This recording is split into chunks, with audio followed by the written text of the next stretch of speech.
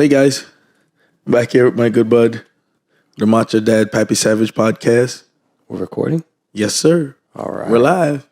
All right. It's episode 2 of the Macho Dad Papi Savage podcast. And I am wearing the sunglasses because I don't have the shirt with the sunglasses today.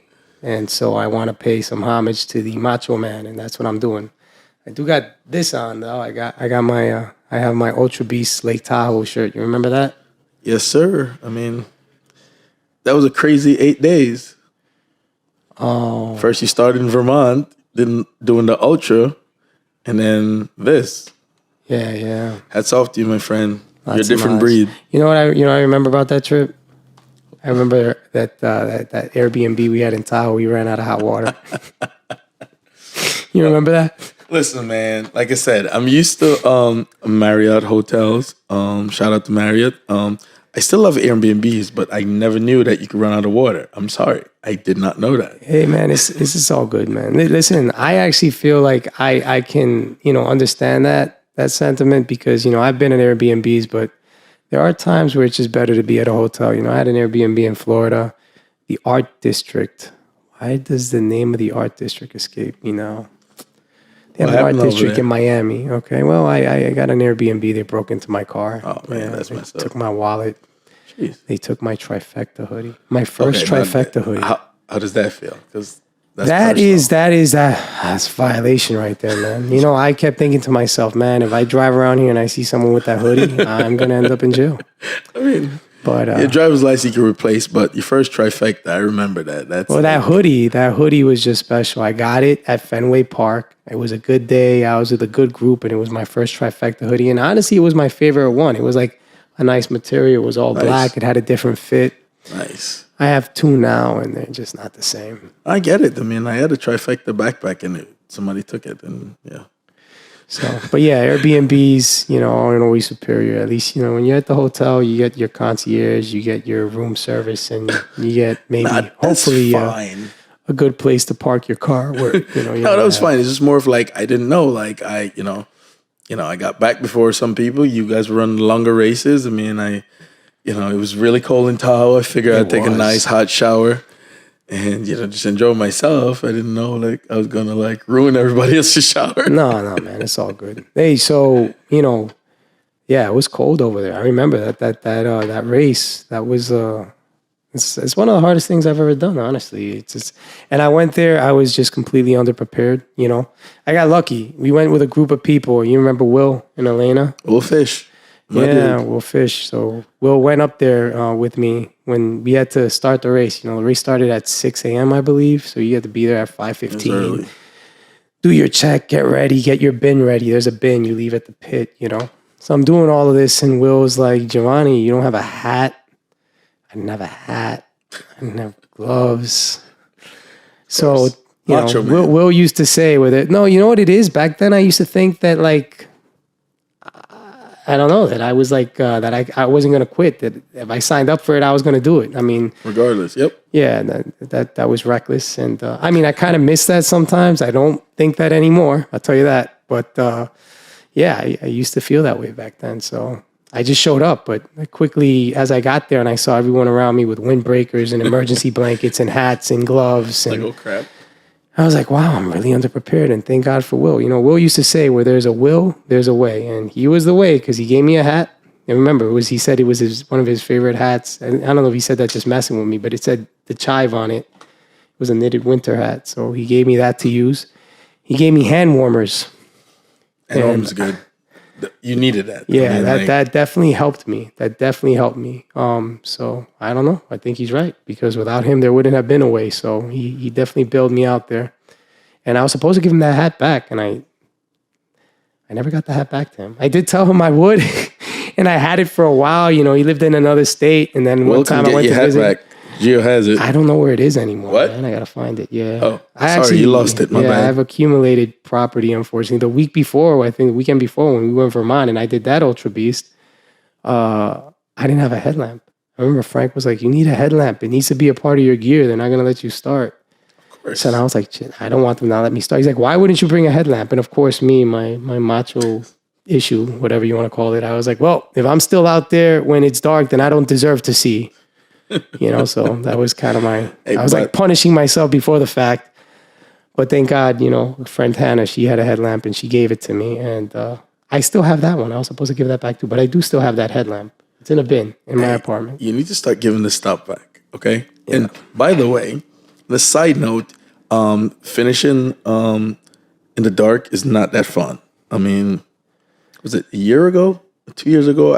2 years ago, I finished the Vermont Beast because I started late in the dark. Running behind someone. I remember doing beater in the dark. Oh, man. Frank helped you.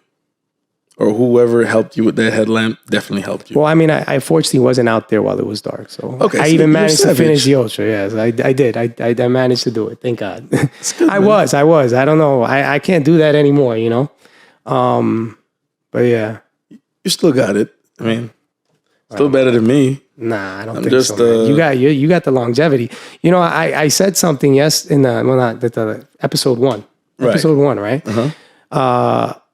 The way I said it, I think it doesn't really show the magnitude of what my friend here accomplished, because I said, 104 weekends, and that's the minimum to accomplish what he accomplished, okay? 104 weekends is the minimum. That's assuming every weekend that he went to race was a trifecta weekend. Still a daunting task because you're doing 3 of those in one weekend, all 3 different distances. But the maximum you're looking at is, I think, 312 weekends, and that's like 7 or 8 years, man, of work, So yeah, it was a little crazy. I mean, I remember 2017 when I got 23 trifectas. I was going 37 weeks out of the year.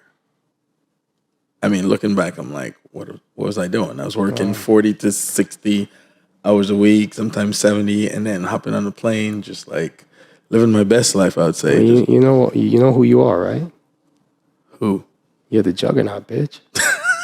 Yeah, you got that name. It's so appropriate, right? The unstoppable force. He just keeps going. He hasn't stopped, man. He hasn't stopped.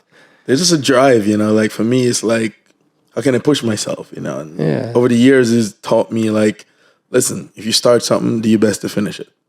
As long as you can walk, you can finish. And it's good to have purpose, And if you have purpose and it helps you train and the training helps you stay healthy, then, that's a positive thing. So Definitely.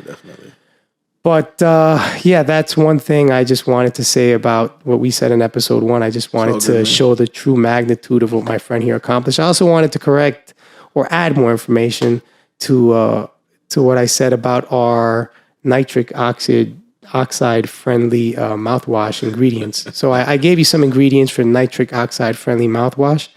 I didn't give you proportions, so I do suggest you look into the proportions and the ratios and how you're going to mix that. But the tea and the Manuka honey definitely have benefits, and how you dilute them and mix them. You may do that with water. You may, do your research. Probably water. And something I didn't say yesterday actually is a good quality organic coconut oil, like an MCT oil, is actually good. Coconut oil has antiviral properties. So all that will help, clean the mouth without doing what mouthwash does, your standard mouthwash, which is kill all bacteria, the good and the bad. And the good bacteria is necessary for the production of the nitric oxide. So with that, I would like to, talk about our guest today. Our guest is Irena. She did many Spartan races. She's podium. She accomplished something that neither my friend or I have accomplished. Nope. So she's elite podiums. She's a badass. Elite podiums, age group podiums. She's an educator all over the world. Yep. Yeah. She's like that Ludacris song, but with podiums. She's got podiums. Different area codes. Well, for real, I mean, she was the 2019 Spartan Race National Series age group champ. I mean, hey, hats off to her and accomplishments. Yeah, so we're gonna bring Irena on now to talk about. We'll talk about Spartan racing, and then Irena might be back here because she's also an educator, and education is important too to us dads here because we have kids and we want them to have the best education and the best opportunities. But for today, we're going to discuss health and wellness and training with purpose, which is also important for dads and moms, for parents, because the Macho Dad Papi Savage podcast is not just for dads and just for men. It's for everyone. It's for everyone. Right? It's for everyone. All right, anyone who's trying to maximize their potential and do right by their loved ones and be ready and be prepared. That's what we're about. Yep. All right. So all that being said, let's bring on our guest, Irena. Well, thank you so much for having me on your podcast. And thank you for the amazing intro. Just a little blushing over there as I was waiting. So it was very nice of you to kind of give me such a nice shout out. Hey, man, we just call it as we see it here, That's what we do. But thank you. So yeah, we want to discuss, I guess, we'll start with when, if you could tell us when you got into Spartan racing and how that happened. What brought you into the world of Spartan racing? So I ran my first Spartan race in 2014. And the way I started was just probably something that kind of happens to most people that come across Spartan race that don't have friends doing it before they do. So I was going through divorce and, kind of was going to the gym. So that was yay for me. That was a good thing that I kind of kept doing that and kind of stayed healthy. And I was just kind of in a state of mind where I wanted to try new things. And, I kind of look at the situation I was in as an opportunity to rebuild myself and maybe kind of reconstruct my life in the way that I've always wanted to have it. And so one of those things was to just try different things, try as many things as possible because life is short. And even if I just try something once and maybe don't even finish, then I can look back and say, hey, I gave it a try. It was, really hard and I didn't finish, but that's it. I moved on to something else. And so when I came across Spartan Race, I believe that was on Facebook. I was just scrolling through something and saw an ad for Spartan Race. I was like, oh, that kind of looks hardcore. So I looked into it and I literally thought, okay, I'm going to start. There's no way I can finish this thing. That looks too hard. Like there's no way I can do the monkey bars and carry all these heavy logs and buckets and who knows what else. But I'll give it a try and that's all I can do.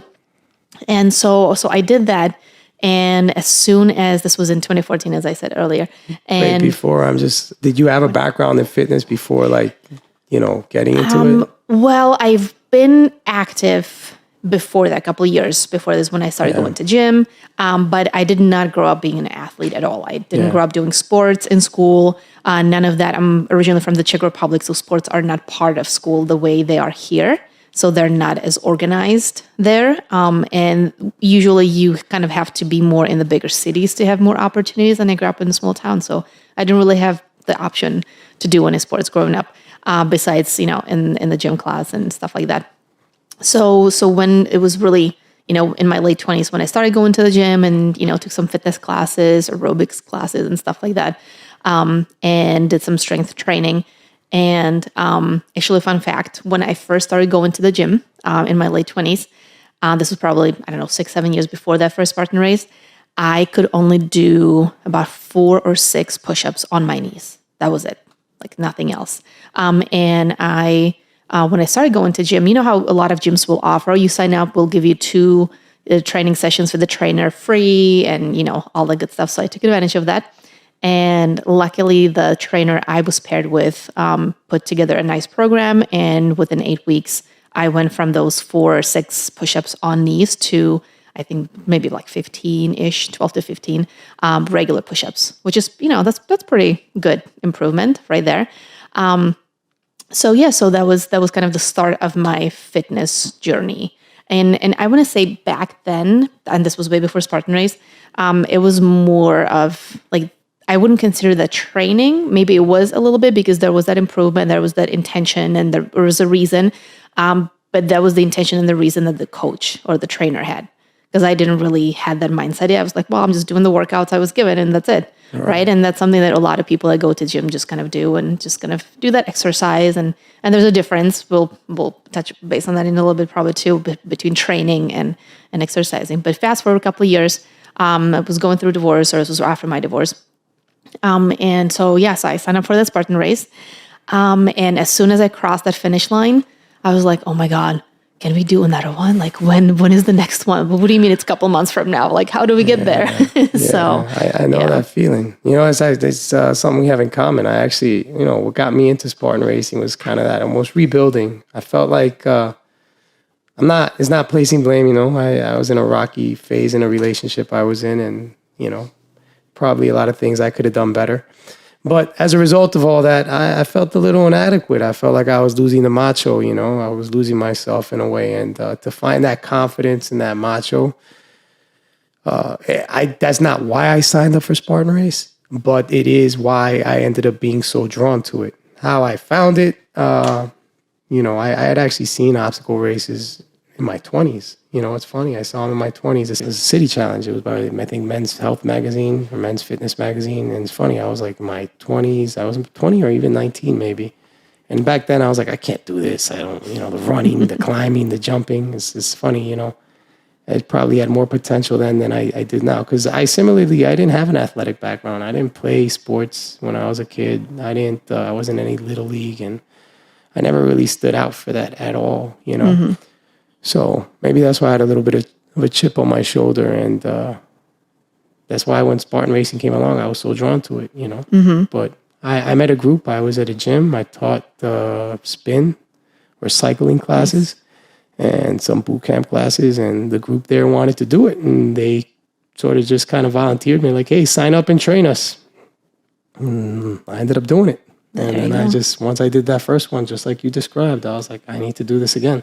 The first one I did was, so it's funny, the first one I did was City Field, and that was actually challenging. Mm-hmm. It was a stadium race, but once I got that taste, I was like, I want the real thing. Like everyone talks about the mud runs, because at that point, you do it, you start looking at the videos online, right? You're like, oh man, barbed wire. And, you know, so once I did that first mud run, the mud runners were really got me. Like that feeling after. Yeah. And you know what, that just kind of like reminded me too, I feel like we as adults get so caught up with adulting that we forget how much fun we had as kids. Yeah. You know, doing all this, like it's something that obviously we can still do. We can still play on monkey bars and climb over walls and get muddy and have fun with it. You know, and and it's for anybody. It doesn't matter if you're 5 years old, 25 or 65 or 75. I mean, there's, you know, you really see all ages from 4-year-olds to like 94, I think was the oldest person that's ran Spartan Race. Yeah. So that it really is, you know, and that's the other thing that's really cool about Spartan Race or other obstacle course races. It's for anybody. Yeah. It's, you know, like you really challenge yourself and it's you against you, because the moment when you're competing and you start racing and competing that one person, you're done. Yeah. Like it's, you know, you kind of have to run. I mean, I'm sure you've heard it before too. Like you have to run your own race, not somebody else's race, because, you know, they're different. They're a different athlete and stuff. So, yeah, no, it's definitely good. You know, you get the dopamine release, you release endorphins. It's good to reduce that cortisol, stress. So it's definitely a positive thing. And I do know that, you know, that's another thing that I appreciate Spartan Racing gave me. It gave me a different perspective, because you do see people of all ages out there. You know, what I thought was possible before Spartan Racing changed vastly. Like the fitness world I delved into, even after in CrossFit, I've met people, 65-year-old men, women in their 60s as well, doing things that in my 20s I would have thought, no, that's not possible. Right, you know, I know. But it is. You know, people use age as an excuse. It becomes an excuse. Mm-hmm. You know, maybe you can't do everything that, you know, some other 20-year-old can do or that you did in your 20s, but that doesn't mean you can do nothing. It doesn't mean that you're unable to do anything. You train. Yeah. And I think it's important for people to like meet themselves where they are in the moment. Like it would be really stupid for me to try to do the things I was doing 10 years ago. Yeah. Because physically, like, I mean, you know, 10 years, your body ages and it just doesn't respond to certain things the way it did before. Yeah. So it just would be dumb. Recovery. You know, recovery to just anything and everything. And there was another thing with Spartan Race too, is like, it gave me, you know, as I mentioned before, like I was kind of doing the exercising, you know, and there's a difference between exercising and training. And thanks to Spartan Race, and then also a lot of the people I met along the way, you know, a few coaches and trainers as well, my mind kind of shifted from the exercising to training, just realizing like doing things with purpose.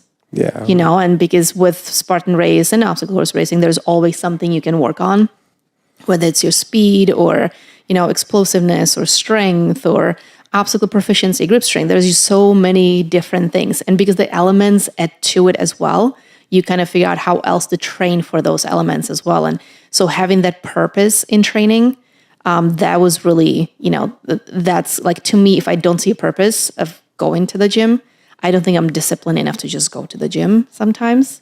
I admit that's kind of has been a hard part last year and a half.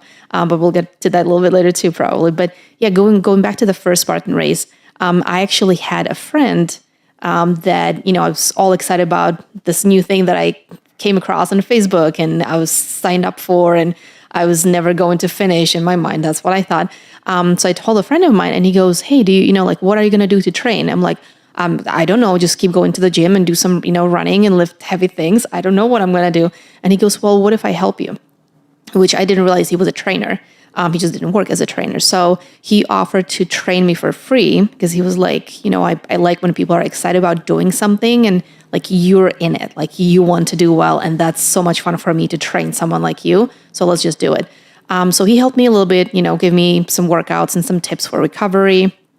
Up until then, I wasn't really taking any supplements. I was, having some protein shakes after working out, but that was about it. So he kind of expanded my mind when it came to supplements and stuff like that surrounding training. And and after that, I actually had one of my coaches, Sean Herring. He is a genius. When it comes to strength and conditioning, he just gets it. There's one thing, like some people, they study and they learn, they read books, but he actually gets it. Like he understands what the body needs. I explained my challenges, what was easy for me, what was hard for me, what I enjoyed, what I didn't enjoy. And he was able to build a program for me that, I was able to get a lot stronger than I was before. There was, as I said, purpose. Like I knew why I was doing every single rep of everything that we were doing. I knew why I was doing something for 45 seconds and then resting 15 seconds or 20 seconds. Like there was a science behind it. And that was super exciting for me as well. So with that, I was able to, train more and really, really kind of dive into what it is to be an athlete. Because, as you said before, like neither of us has a background in any sports. Yeah. So I didn't consider myself an athlete. Yeah, and he was like, here. If you have a body, you're an athlete. I was like, yeah, whatever. That's a good way to look at it. No, I was like, no, really, if you have a body and you can move and you're doing things, you are an athlete. And it's only up to you to what level you take it. I was like, it's interesting. I agree with that. It's right. I like to think of it, the most impressive machine in the world that we know is a human body. Mm-hmm. And it's interesting. I feel like the humans, people, we get very caught up in our machines and optimizing our machines and upgrading our machines, and it's interesting. A lot of us don't do that for our bodies. We don't give it the tune up. We don't fine tune it. We don't give it the premium unleaded gas. Mm-hmm. So yeah. Oh, that reminded me that gas comment. So I used to, and I need to remind myself these days too. I used to tell people that were like, well, how can you stay so disciplined when it comes to nutrition, right? Like the word diet is just such a bad connotation to it where people think of it, dieting means you're restricting yourself so much. I'm like, no, dieting is more like what you put in your body. So it's either bad diet or good or balanced or healthy or not healthy, right? That's all of that is diet. Yeah. And so I used to tell people, I was like, well, if you had a Ferrari or Lamborghini, right, would you put the cheapest gas in it? No, would you just go to, a little gas station and buy whatever oil they have and just dump it in? You wouldn't. No. So why are you doing it to your body? Exactly. Yeah. Like if you want your body to run well, you need to make sure that what you're putting in is good for your body, right? So, yeah. Yeah. I actually wanted to touch on something you mentioned a couple of times, the difference between training and exercise. And, I think the training is, like you said, it's with purpose, because exercise could be, some people go to the gym, they do a bunch of sit-ups, crunches, they take a class, boot camp, Zumba, whatever it may be. And it's a lot of times a little bit all over the place, and they're just doing it because they want to get ready for the summer. And, that might work for some, but I think many people will find that if you train with purpose for something, like for a specific ability, whether it's I'm going to get these pull-ups down, or I'm going to run this 5K, or I'm going to swim 15 minutes unbroken, whatever, your purpose may be. If you train with that purpose, you'll find you'll get results. You'll get results that are more rewarding, and it'll be easier. It's even that term, as you said, dieting, it's maybe it's not dieting, maybe it's eating with purpose. Ooh, I eat with the I like purpose of optimizing the function of my body. The power of words. Sometimes the way we phrase things, it triggers something in us. That's true. Yeah. Politicians know that. There you go. That's why, you have the estate tax versus the death tax. You've heard that, right? They tax people's estates, Oh, yeah. Yep. Not everyone has an estate. The reality is people who have less don't really have an estate. But if you call it the death tax, you make everyone think we're all getting taxed when we die. It's all just tactics. It's rhetoric. Yeah. But sometimes you could use that on ourselves, like to have our own inner monologue to help us almost to rewire the way we think. Yeah. And it's useful.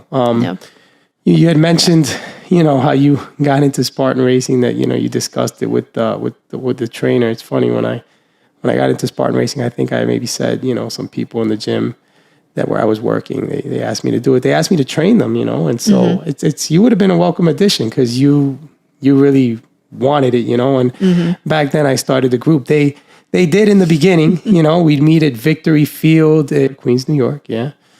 And it was a park. It had a track, it had trails, and we would, we'd bring things to carry. I had a rope.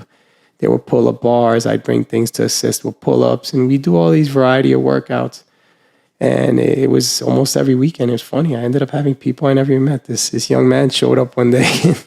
If he could be a guest, maybe he will be someday. But he showed up and he just asked me, he's like, "Hey, is this the beat up?" He came right up to me. I was like, "The beat up?"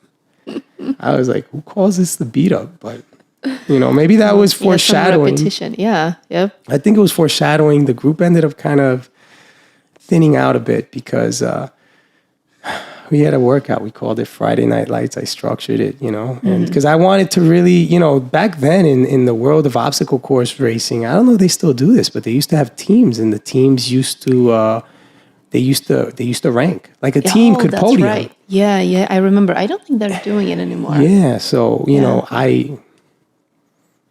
That was the chip on my shoulder maybe went a little bit too far, and I was like, I'm training them. Well, why wouldn't I train them to win? And I just started thinking to myself, I got to get 3 or 4, because the way that used to work back then is the top 3 would be the average time. So I was like, if I could just get 3, get 3 to be really intense, and you have like 2 backups. And so I did this Friday Night Lights workout because I wanted to see where everyone was at. I wanted to see who had the drive. And I structured this workout. Scared those people away. I did a map. It was running and jogging throughout streets, visiting different parks at night, doing wheelbarrows, carrying. I told them, bring 2 gallons of water full, tape pictures of your favorite superhero on each bottle.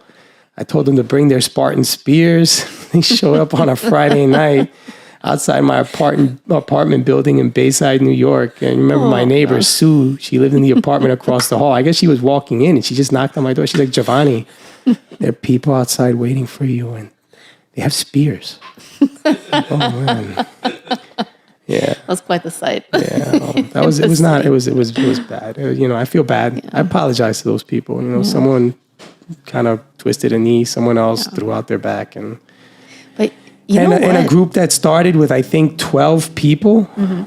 I think the night ended with just 5.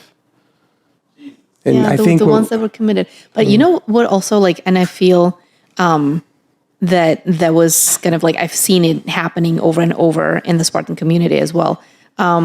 People just kind of went a little too hardcore. Because again, there needs to be balance, right? It's just same thing with eating. Like there needs to have balanced diet. That's what I like to call it. That to me is a good diet, right? When it's balanced. So I think that's the same thing with training, because you can very easily overtrain, and then you're more prone to injuries. And your body kind of goes body can, as you said, it's a machine that can do a lot of amazing things. And when it goes into survival mode, it can still do a lot of amazing things. But for how long, right? Yeah. And so sometimes, I think some people just kind of went a little too hard for too long, and not knowing, thinking that like, okay, we're doing something good, we're getting stronger, we're getting faster. Like the more I do, the better I'm going to be. And, there's, again, like work smarter, not harder, right? That definitely happens. I feel like that happened to me. It sounds like, and maybe you'll give us more detail, but you had like a structured training program. I did, yes. with some strength training and, but like, for example, when I started Spartan racing, it was really mostly calisthenics and running, but I didn't really do weightlifting. And I talked about this in episode 1, if you're going to do running, you really need to be able, and it's volume, you need to be able to squat 3 times your body weight. You need to have balance with the strength of your hamstrings, your glute, your glute muscles, the gluteus maximus, the gluteus minimus, your hip adductor and abductors, your quads, your calves. It has to be balanced. If you're not training these things, it's not going to be good. It's like a car. You could drive your car and then that light comes on, or you see that sticker that says you need the oil change at a certain mileage, and you drive your car 6,000. Let's say 1,000 miles past that. Like it's still driving. That doesn't mean it's a good thing. Best. Exactly. It's not a good thing, Yeah. So yeah, but no, definitely like that balance in the training and the programming that I had. I think I was kind of on the verge of like starting to do too much, and I kind of started having like few little nagging injuries where I had to, kind of modify how I was doing things. But then with that balanced training, like I would even ask my trainer, I'm like, hey, is this workout enough? Like, I don't feel like I'm working that hard. And he goes, Irena, only like 20% of your training should be hardcore. Like the rest of it is different. Like you need to, like your body can only do so much. And if you really want to benefit from what you're doing and really see the benefits and getting stronger and getting faster and more explosive, you need to allow your body to recover as well. Recover is as important, if not more important than the training itself. And so with strength training, I definitely agree. If I would have to choose between strength training and just like conditioning, just running and stuff, I will 120% every single day go towards strength training. Because it's important, no matter what sport you're doing, or if you're not doing any sports, still strength training is so important for life. Yes. And so like I would have, when I started training with Sean, we would do off-season training. So that was kind of that was the time when I started to feel, I'm like, oh my goodness, I'm becoming an athlete. This is so cool. I'm just so excited in my 30s. But yeah, so I would do my, like 4 days of strength training. And then the other 2 days would be like one easy run, like a longer, run, but easy.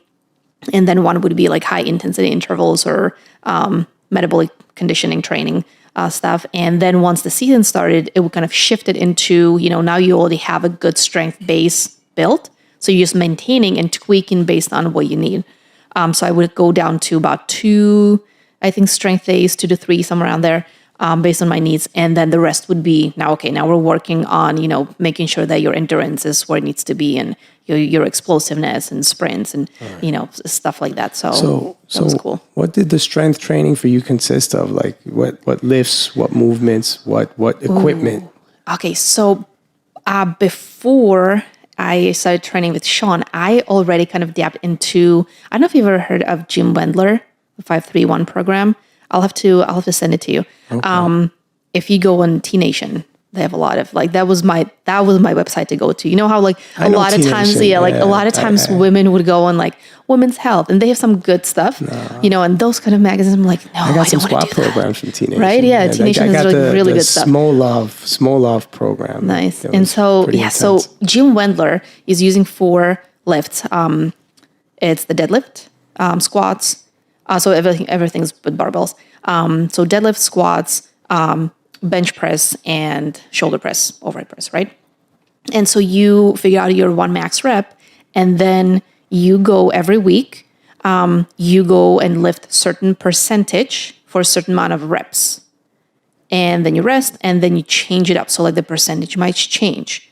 And then you go to where, it slowly but surely builds up your lifts. Like they get better. You can squat more, you can bench press more. And then I would do some, accessory work with that too. So that's when I discovered that I really enjoy strength training and lifting heavy. So for me, like the happiest you'll see me in the gym is when I'm lifting heavy with few reps, which I know that's good. There's always, you need to do the other stuff too, where you have a little bit lighter weights and do more reps. And there's, again, balance there too. So that would be the lifting. trap bar, squats, deadlift. Yep. Yeah. So that's definitely a good one too. But yeah, I just always enjoyed those kind of lifts. All right. So, That's good. So you had the barbell work, trap bar work. Lots of kettlebells too. You're saying you were doing like heavyweight, low reps. That was the scheme. Yes. Okay. And was it always that, or did it vary at times? It varied at times. So it would be, like, gosh, I would have to look into it again. I don't remember exactly how it was, but the 5-3-1 would be like you do this weight for 5 reps, and then you would go and do this weight for 3 reps, and then you would do another weight for 1 rep, right? And that's for each movement. And that's for each movement. And then it would, so let's say Monday would be just deadlifts, right? So you did your progression. And then the next week, you would still be going off of the same 1 max rep, but different percentage of it. So let's say maybe you would start that first week, you would start at like 67% of it, right? So it feels kind of light and you can do more reps and whatnot. But then as the weeks progress, you go heavier and fewer reps, and then you kind of like build up, and then you do a few more reps. And so there's a science behind it. And again, for me, and having that purpose and like seeing that science behind it, like I was eating it up. Like that was my jam back then. So I want to make sure I get it. So when you're doing the 5-4-3, it's 5-4-3-2-1 or 5-4-3-1? It's 5-3-1. 5-3-1. So you're doing 5-3-1. Do you do the 5, the 3, the 1? That's all the same weight that for that day, or it goes up each time? But it starts at a certain percentage. Yes. So let's say it could be, and this is not the right percentage. I'm just kind of showing it as an example. So let's say you would do 70% weight for 5 reps. Then you kind of recover, and then you do 75% of the weight for 3 reps. And then you would go up to 80% of the weight and do 1 rep or 1 plus, like as many as you can. Like there's one section of it is where you just kind of do as many reps as you can. Right. And based on how many reps you did, you record all of that and you calculate your next, your new, like after those couple of weeks, you calculate a new 1 max rep, and the next cycle goes off of that number. Ah, I understand. That's good. So it's really cool. Like there's definitely science behind it, and it definitely works. Yes. It really does work. Structure is important. Yeah, I just did the most recent thing I did was the 20 rep squat program. It's very intense, but I do believe in that program. I've gotten results with it. It's a good program. There's Smolov, which I got from T Nation, so I've been there too. There you go. Yeah, it's a good source. That's the weight training. How about the conditioning? We have anaerobic and aerobic training. What would you say, your training in those areas consisted of? So I would, because with Spartan Race, a lot of the conditioning was under some sort of other distress, right? Like you were maybe going up a hill or through different terrains, or you were carrying heavy things, and stuff like that. So it wasn't just easy running on the track, right? So it didn't make sense for me to just train for that, right? Back then, I actually I have no idea what my 1 mile time would be, because that was kind of irrelevant for me. Like for some people, that's a marker like you go off of, but I'm like, well, but I'm doing other, things that I can go off of. So I would do a lot of Metcon stuff where you're doing strength-based conditioning, right? So you, again, that interval training, you might be doing something for 20 seconds on, 10 seconds off, or what equipment would you be using? Oh gosh, anything from rowers, fan bikes, Versa Climber. I don't know if you know what that one is. It's it's the one where you like move your hands and your feet at the same time. It's really remember cool. seeing that in Rocky. Drago was using it at one point. Yeah. And actually, what's his name? LeBron James. Yeah, he uses it a lot. Yeah. So you have NFL and NBA players using it too. But so we use that, or even like sled push. Just on or carrying sandbags. Right, you just carry them as far as you can in those 30 seconds, or just things like that, or burpees. Really anything and everything that you can think of that gets your heart rate up. You're using strength. And what about kettlebells? Oh, I love kettlebells. Yeah, I know. I love some good kettlebells. You tried to do a number on me with kettlebells. I did a workout with her once. That's right. Yes. Yeah. And Hartley bailed on us. He was supposed to come. Yeah, I think that was intentional. He's like, "Oh, we're gonna work out." He's like, "Yeah." He's like, "How did you do?" I'm like, "Yeah. Oh, how did I do? Huh? Come on." Yeah, Irena kept checking on me. She's like, "Are you okay? Do you maybe you want to try this weight?" And of course, the Macho kicks in. Yeah. But that was reckless Macho. We got to be calculated and intelligent Macho, and I'm a little bit, I hope, smarter now. So yeah, it happens. Now, it happens. And I think it used to you would have guys were just very. I mean, I understand it's the society roles and just everything and the ego kind of sometimes gets the worst out of you guys. Especially when it comes to the gym. And working out, and so you want to show your macho side, and so I was just checking. I'm like, okay, well, I mean, if he is not struggling, then I guess we're fine. We're just gonna continue. But so you were slightly destroyed afterwards. Yeah, no, I was, I felt it during. It was really getting my heart rate up. I had never done single arm kettlebell swings, and you showed me that time. So it's great. It's great. Cool. Yeah, it's great. Because you're isolating each side of the body, so you basically can develop equal strength, equal mobility, and you get to work on the stabilizer muscles in the core. So exactly. It's good stuff. Yep. So kettlebells are. I mean, if you do not have access to a gym and gym equipment, if you can get your hand on 1 or 2 kettlebells, one lighter, one heavier, you can do so many things. Literally so many things with that. I believe that. So, yeah. But so good times. Yeah, just again, you got to be smart about how you do things. I didn't take the lighter weight then, and I got through it, and I didn't get hurt, fortunately. But now I'm more inclined to if I have to go down in weight, I go down in weight. A little bit smarter there. Yeah, I do it now. I there's no need. It's better to gradually build to a weight. I'm going to give you, this is a very simple example. Let's say you're squatting. You do your own little squat program, and you say, I'm going to squat a certain weight for 10 reps, and you start at a weight. Let's say you start at 135. And you say, I'm going to go up 1 pound every time I come to the gym, and I'm going to come back here. I'm going to do this twice a week. You're going up 1 pound each time. But believe it or not, as time progresses, you're going to be squatting a lot more for reps, and it's probably going to come more naturally because you gradually build up to it. Yeah. So you just got to trust the process sometimes and give it time and give your body time to adapt. That's why people warm up. You don't just load all 300 pounds onto a squat bar, and just do it. Your body, your neurological system has to understand the load that's about to be placed upon it, and there's certain ways you got to do these things. So, but I do feel bad for some people who are still in that phase I was in. It was I think it was 2019. I went to a gym. I think it was that 24-hour fitness. I was squatting, and this young man came up to me. I say young, I mean, because I feel like I'm older, and he's like, oh, can I work in my squats with you? But I already did my warm-up, and I was in, and I knew where I was going. So I said to him, you don't want to warm up? He's like, no. So he did the weight. Ooh, I think maybe he thought I wasn't going up, so I went up, and I'm like, you want me to take this off? He's like, no, I'm going to go with you.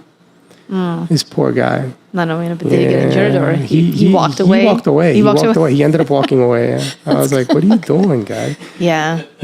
See, that's the part. Sometimes, and I think that's important too. With any training program, having something that's individual to you is very important, because what's going to work for me is not going to work for you, and what's going to work for me is not going to work for another girl that's 5'4" and 135 pounds, because she's somewhere else. Her body composition is different. She has different history. And we might have different goals. We might be going to the gym for completely different reasons, right? So I feel just kind of, being smart about what we're doing, or what anybody's doing when it comes to training is really important too, because otherwise, the word balance, there needs to be balance. And when you go to the gym too, you need to balance out the hard, all out workouts. As I said, those should be probably around 20-ish%. It's kind of what you will find in a lot of articles as well. And the other 80 is just, it's not as intense, because your body you're not going to enjoy it for as long, right? If you're always going to the gym and it's always hardcore, you're going to do it for a few weeks. And then after it's going to be you're going to start dreading going to the gym. You might break down. And you might break down, you can get injured. And what's the point of doing something that you don't enjoy doing? Yeah.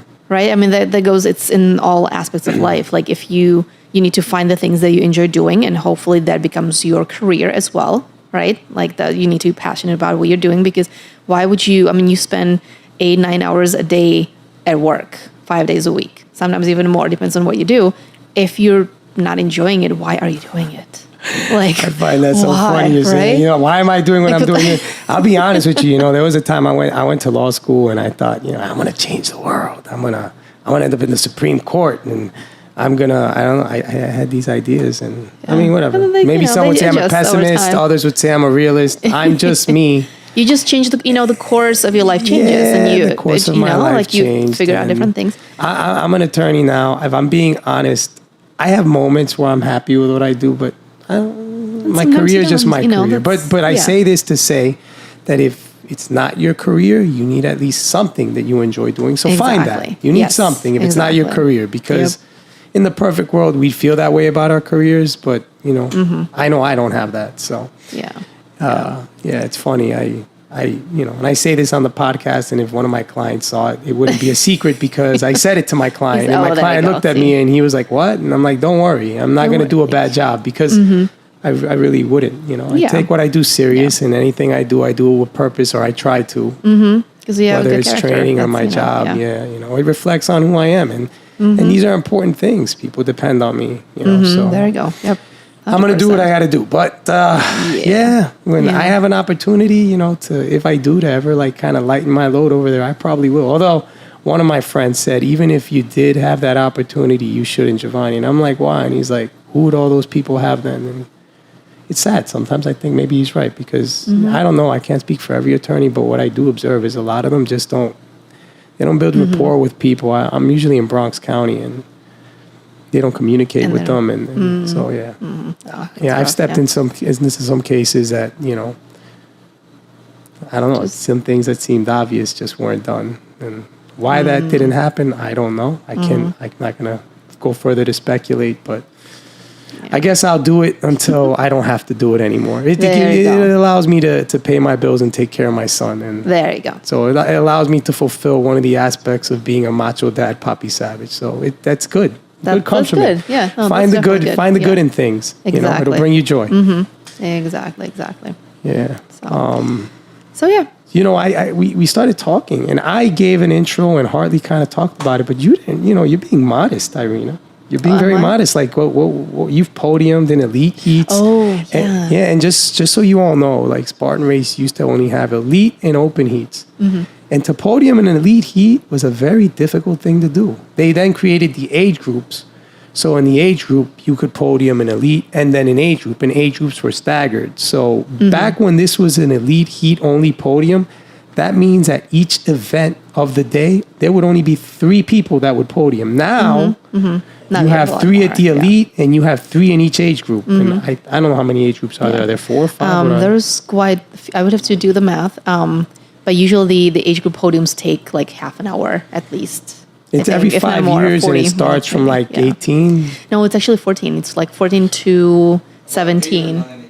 Yeah. All right. So let's say 9 age groups. 9 times 3. 27. Plus the elite's 30. So we're looking at a situation where when it was only elite and open, there were 3 podiums, and now there are 30 podiums. But Irena's did it in both. She's podium back in the old times, and she's podium now. So why don't you talk about that? I see there's something here. I actually brought, because you kind of mentioned that in your intro. So this is one of my plaques. So we can see it, but it's not too shiny.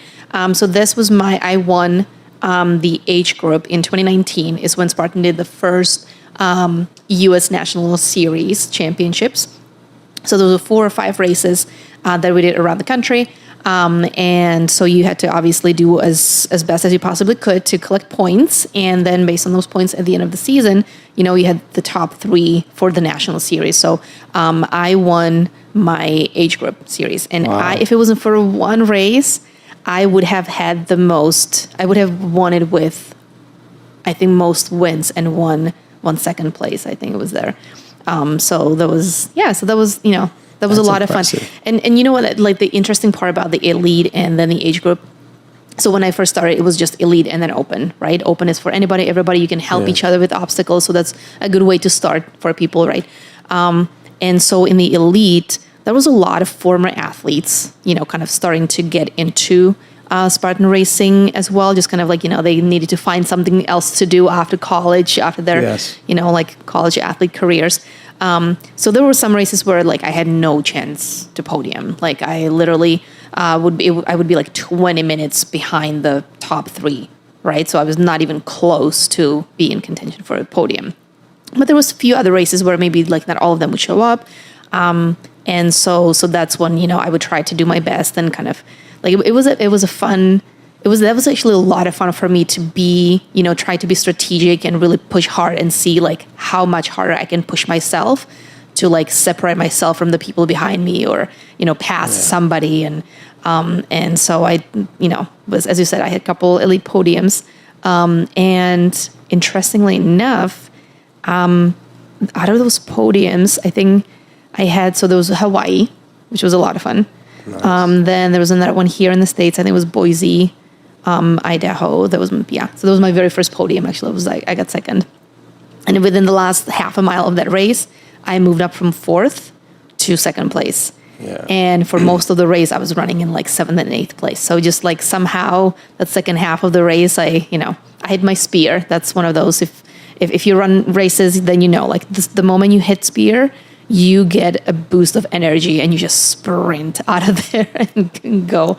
But yes, that was a fun race.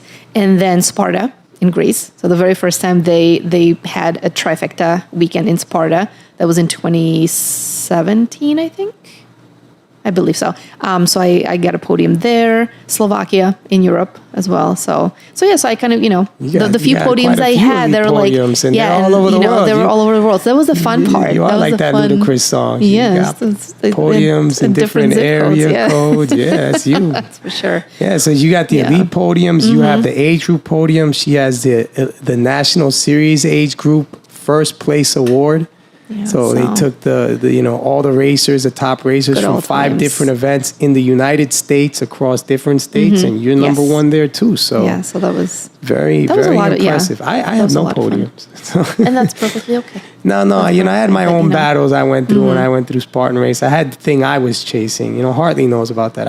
I wanted to do these long distance races. Ultras, right? Yeah, I would never do that. I've never done one. I probably will never do one. Yeah, but I was chasing the coin. And when I was chasing the coin, it was at the time where they didn't have age group. So back then, I think it was only 5 coins that were given out each race. Now I'm guessing, I don't know if they still give out 5 per each heat, if it's for age group, or do they give out 3 for age group? Oh, gosh. I don't think, they don't have coins, I believe. So now, even for age group, I think you just have to place top 10, and then you, I think, qualify, or that's at least what it used to be. Top 10 elite or age group? So if you wanted to run elite, you would have to be top 10 elite, I believe, at some point or another. And then same thing for age group, I think. So to like run the Spartan World Championship race in your age group, you still had to kind of like qualify for that, I think. Yeah. But then that probably has changed since then, because I want to say it's been like 3 years since I've looked at it, or it's been a while. When I did it, and I that's one of the things I am proud of too. Is like I chased it, so it was the way I recall it was the top five racers in the elite group, and what they would do is if one of those top 5 racers already had a coin, it would stagger down. So theoretically, as the year progressed, your chances were better, bigger. Yeah. Yep. So my race for doing it was always, I tried at every race, but the race where I don't know why, was Pennsylvania. And it's funny, that's the first trip I took with Hartley. Oh, really? Yeah, I went with Hartley. I met Will and Elena, and Christian was tiny back then. Tiny baby. Now he's little one. Not tiny anymore. He's a giant. Yeah. Yep. But I remember in that race, that race I got close twice. And the thing that always got me is I failed the very last obstacle. Oh, no. Yeah, I think it was a year I went with Hartley. It was always a rig of some sort. Oh, that's right. And they used to be really hard, too.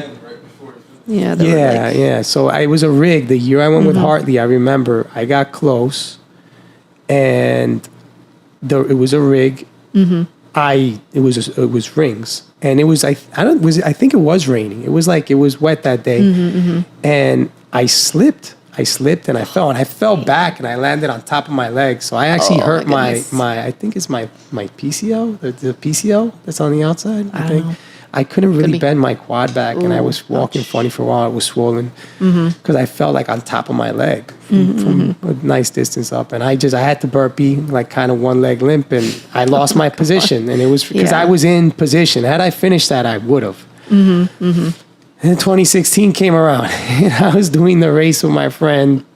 I was running with a group at that time. I hardly know this guy I met, Patricio, another guy I met called Julio. They were fast runners, and we were all keeping pace, and we were all there. But I was actually leading at that point. I wasn't a faster runner than them, but that day I was doing great on the obstacles. And the rig that year was kind of tricky. It was one of those rings, pole, and then it had yellow ropes that were kind of slippery, and you had to grab the ropes.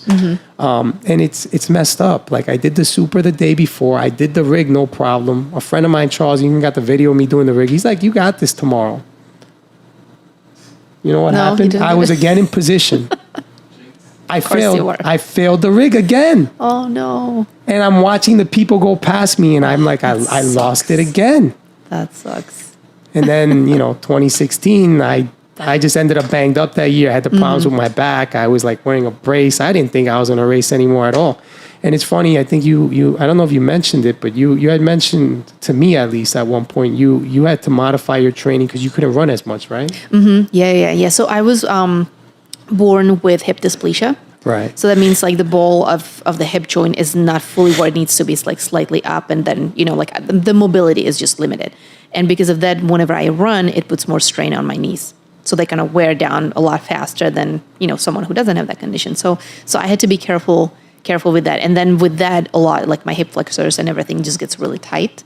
Just again, because of the placement and, the way when I walk and run, it just affects all of that. So whenever I would be injured, it just, like I have to adjust. But you're training. You couldn't do a lot of running, right? Like Nope. So I actually, and that was again with Sean. Like he's, as I said before, a genius. I'm going to say it again, and every single time I'll talk about him, is definitely a genius when it comes to training and programming, because he figured out a way for me to, build up my engine just to kind of get faster and my endurance without doing a lot of running. And I would only do running like easy, when you keep your heart rate down.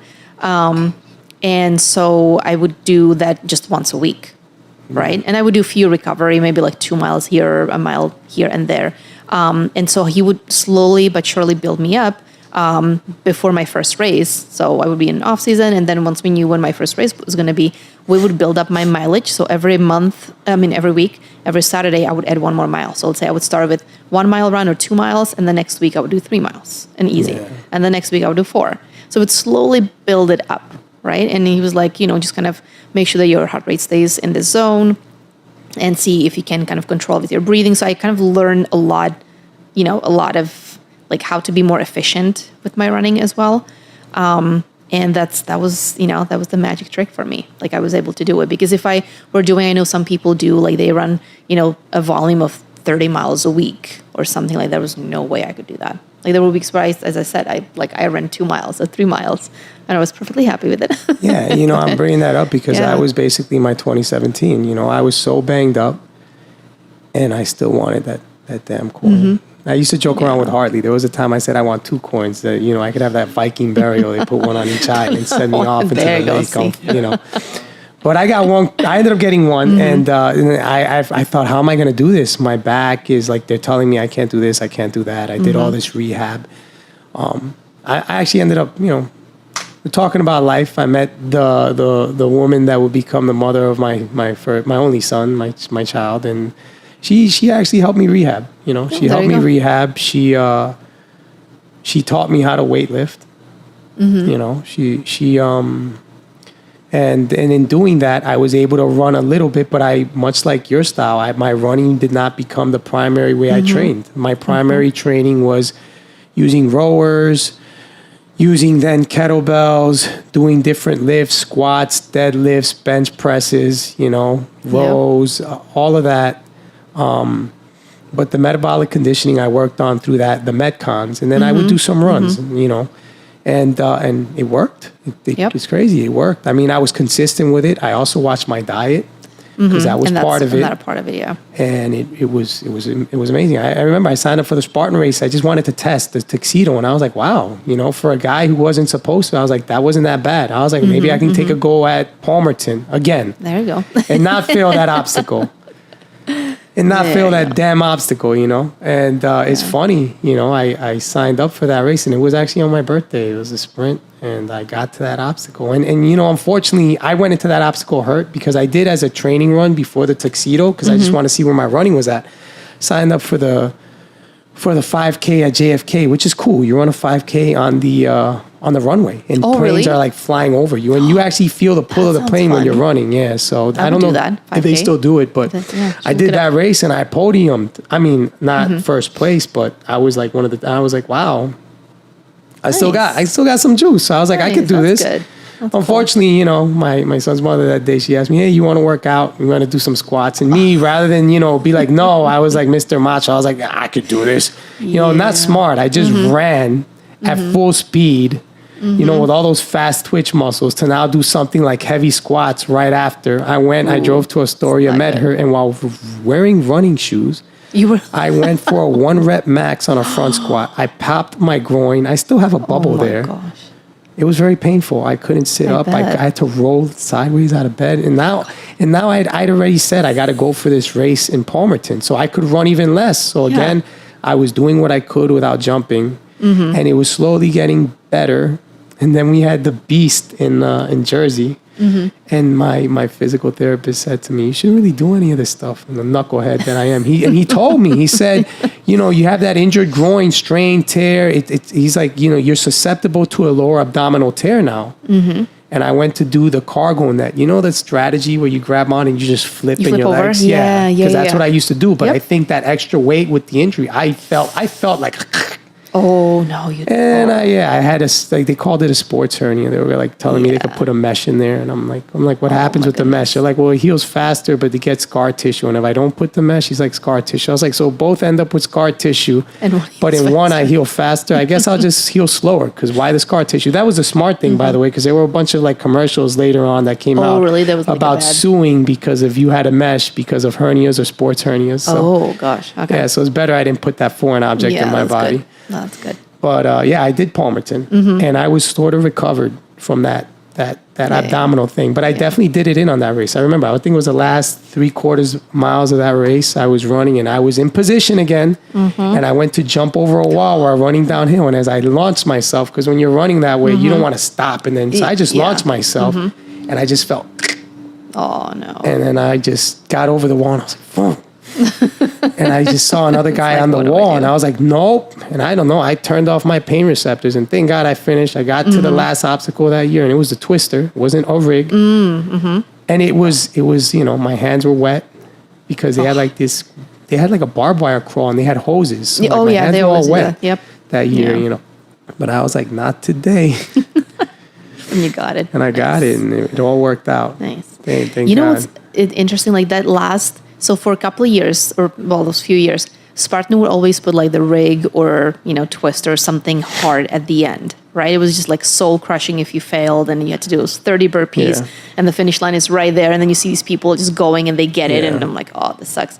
So I used to struggle, and it was more of a mental struggle for me, not really realizing. I kept falling off of rigs. I just kept those first couple of years, kept falling off of even monkey bars. And it wasn't until, again, Montana, and it was like 2016, I think, or 2017, one of those two, probably 16. And so back then you could still kind of practice. They would let you like get on, during open heats and whatever. So I was kind of practicing, and back then it was the rings, and you would have the ropes, and other things. And so I'm like, oh my God, there's no way, like it's too far from me. Like I have, short arm span, like there's no way I can do it. And I don't know if you remember Robert Killian. He used to be one of the pros, world champion, and so really amazing. He was in the army, yeah. And so he was there. I recorded him. He was trying. He was like playing on it. So I recorded him with his phone, and I was like, oh, could you, would you mind like giving me a few tips, because I always struggle with this and this. He's like, yeah, just make sure when you do this. He goes, put your arms this way. So I did. He's like, oh, that's more than you need. I'm like, oh, really? He's like, yeah. He's like, just go and just try. And so he coached me through it, and I just did it on the first try.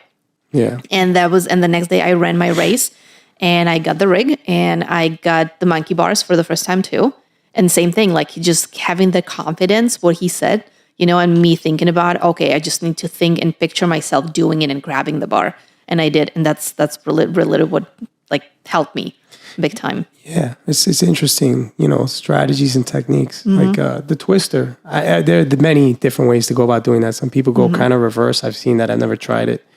Apparently it's the easiest way, but for me, I've tried this the hardest way for me. Yeah, I don't know why. For me, it's so, and for me, it may sound like the most ridiculous thing, but if I sit there like dead weight, just hanging and I'm trying, I'm going to fall. But if I like kind of tuck my knees up and I do this like swing at the hip as I'm doing it, like a pendulum, like a grandfather clock. And I just keep doing that with my hips. I get across that. Yep. I don't know why that is. It's that momentum. I guess it's that momentum. It helps me pull into the next grip. That's what, that's what I do going sideways. I have to do everything, except for monkey bars, I go forward. But same thing, like I just skip my hip, whichever way I'm leading, I keep that up and I just get to where it needs to. Yeah, that's how I get through those. But after I did that Palmerton race and I got my coin and I'm happy about it, I didn't do anything until like November of that year. Because I was messed up. There's no box jumps or anything. Do you have it in like a frame? I don't actually. It's terrible. I just have it like on top of my dresser. Hopefully one day like something, it's just there. I just look at it. I gotta find mine. I think I have like 2 or 3 different coins. I can hear what Hartley's thinking. Hartley's telling me you need the second one for your other eye. Hartley, stop. Oh. Yeah, he's in the background somewhere. I don't even think you can get those anymore. Didn't we just say that? Yeah, you don't. They don't give them out anymore. Let's talk to Joe. We can bring those back. Ooh, see, maybe because people like all sorts of little things. Like you'll chase anything and everything. I got people a Joe story actually. It's funny. You talked about that spear. You said you hit the spear and it just, this event right here, this Tahoe Ultra Beast. The last lap, there was a spear after they had this area they called the Pit of Despair in 2015 because that was a horrible race. It was cold. Oh, I remember. The water was freezing. So people were getting hypothermic. It had like a 75% fail rate, So I remember I got there and people were failing the spear though they were shaking. And Joe DeSena was there at that last lap. Just yelling at everybody. Just staring at people. I threw my spear and I hit it. And he looked at me and he says, "You lucky son of a bitch, go." That's my Joe interaction. Oh, you know what? My very first interaction with Joe was my very first Spartan race in Montana in 2014. So I knew who he was and I saw his face on the website or whatever. And so I'm running my race and I'm at the top of the ridge of wherever, like in the mountain, and I see this guy walking around with camera. I'm like, oh, there's like another person taking pictures or whatever. So I'm like running by, and he's yelling at everybody who's running by him. He's like, oh, from just down the hill from here, you have just 2 more miles. Like you can do this, good job, and just encouraging people. So I'm running, and he says the same thing, and I'm like, oh, thank you. And I look back, and I'm like, wait a minute, was that Joe DeSena? So I run back. I'm like, are you Joe DeSena? He's like, yeah. And I'm like, oh, so nice to meet you. Like, this is my first race. And so we started talking and we were just walking. As I said, I was running open. So it was like, the time didn't matter as much. And so I was telling him, I was like, I'm originally from the Czech Republic and I'm actually going back this summer. And I just saw that there's a race there. And he's like, oh yeah, we have races there. I'm like, I know, I want to sign up and run a race there. He's like, oh, just let me know. I'll get you in touch with people. I'm like, okay, yeah, sure. And so we're like, and now we're just walking and talking. I'm like, would you mind running with me so I don't lose too much time? And so I made him run with me for a little bit. So we're just like chatting and he's jogging with me. He's like, okay, I got to go back. And I'm like, okay, fine. He's like, email me. And he did. So I emailed him and he did get me in touch with people that were running the Spartan race in Slovakia and Czech Republic back then. And, they took care of my registration, which was really nice. And yeah. That's cool. So that was my first interaction. One of many. He was nicer to you. That's cool. He gave me I guess it was like tough love. It was cool. Tough love. There you go. I'm good with tough love. I'm receptive to tough love. Not everyone is. I've learned that in life, but I am. That's true. But true. Yeah. This has been great. It's been great. I want to get through maybe some rapid fire questions. I don't know, maybe all of them off the top of my head, but let's see. Rapid fire for you, Irena, because I already did my rapid fire. Oh, so I'm gonna drop a question. You're gonna answer quick. Oh, God. Okay. All right. Go for it. Top alcoholic beverage.